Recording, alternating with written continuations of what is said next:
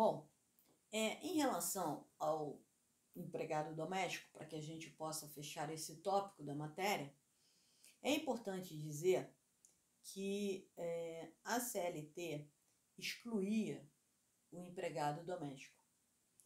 E muitos dos direitos assegurados pela Constituição, lá em seu artigo 7º, também não eram extensivos aos domésticos.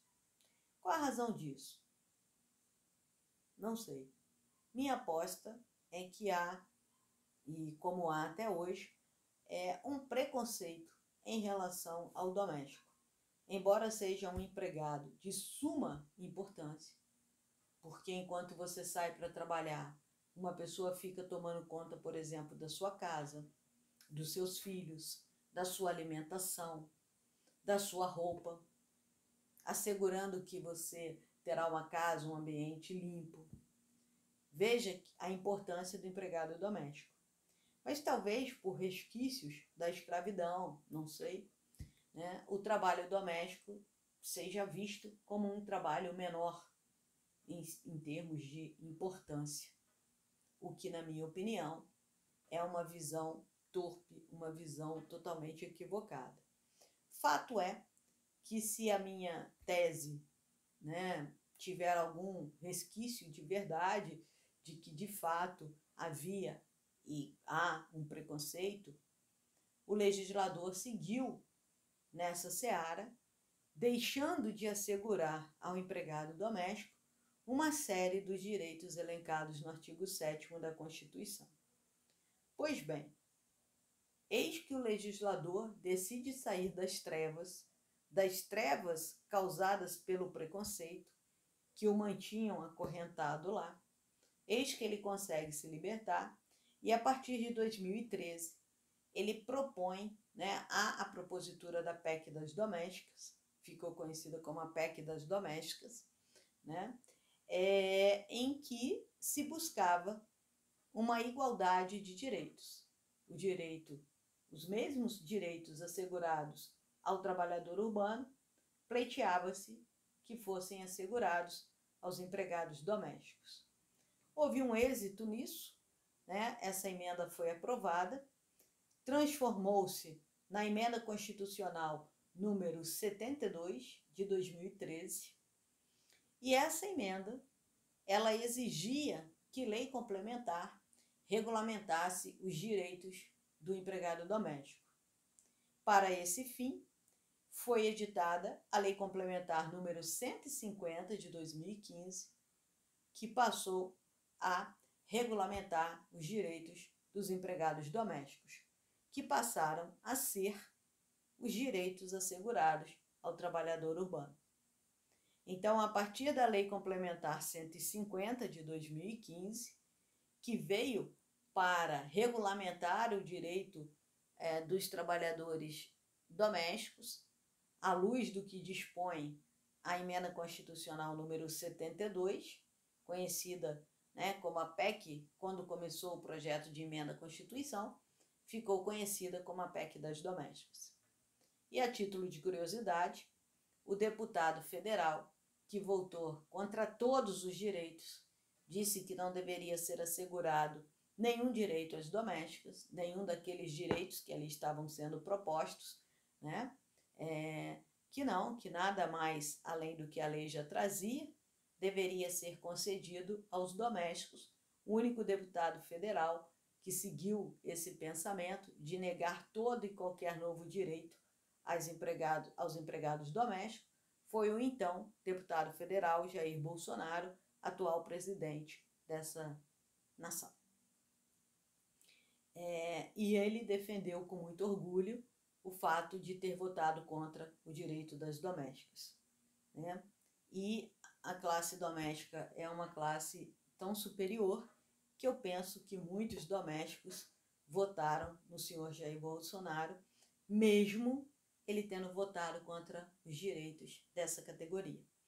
Então, a partir dessa emenda constitucional de número 72, tivemos a edição da Lei Complementar número 150 de 2015, tá certo? E que passou a reger os direitos dos trabalhadores domésticos, que hoje se equiparam aos direitos dos trabalhadores urbanos. Tá certo?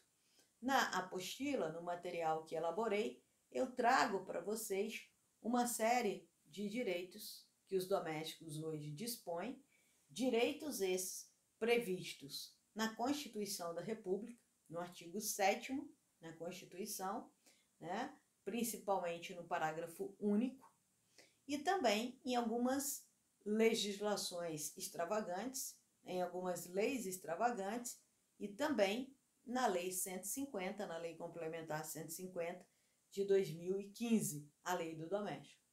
Então, há diversos direitos que foram conquistados pelos domésticos a partir da PEC, tá certo? A partir da Emenda Constitucional número 72 de 2013, regulamentada, né, pela Lei Complementar número 150. Sobre o contrato dos domésticos, essas são as principais considerações que eu tinha para fazer, tá certo? E que tornam esse contrato um contrato especial em virtude dessas particularidades, mas reputo que o mais importante era explicar como você caracteriza, como você faz o enquadramento de um contrato, como sendo um contrato doméstico, né? Para que você, então, se liberte, caso estivesse aprisionado, no senso comum de pensar no doméstico como aquela, geralmente 99% pensam na empregada doméstica, né? Aquela pessoa que está ali realizando as tarefas da casa. E nós vimos que até mesmo um médico pode ser um empregado doméstico, tá? Então é importante você olhar para o empregador, pessoa física ou uma família.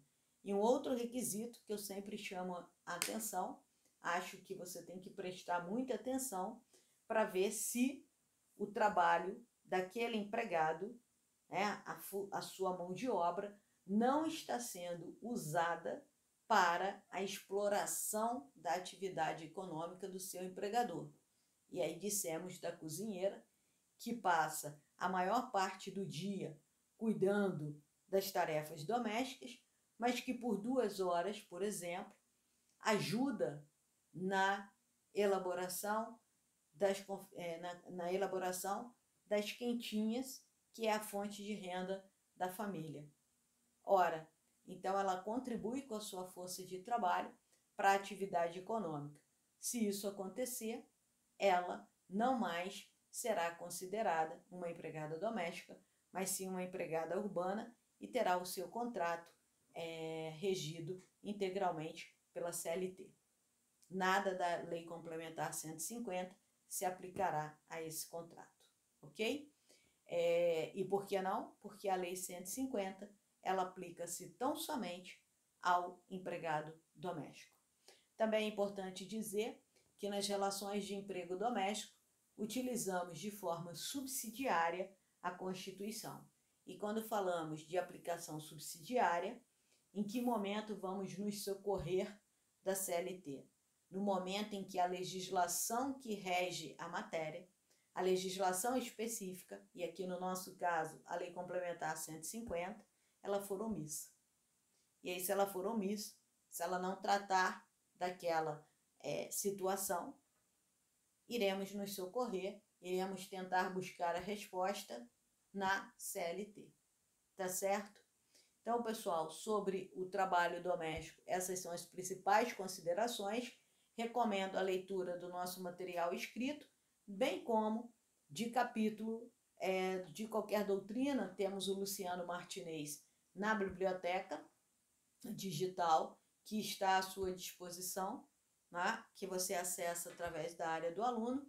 O Luciano Martinez tem capítulo próprio para tratar do trabalhador doméstico. Desde já, deixo aqui a recomendação para que vocês leiam ou leiam outro autor de sua preferência. No próximo bloco, a gente vai falar, no próximo vídeo, vamos começar a falar do empregado rural. Já volto, me aguardem.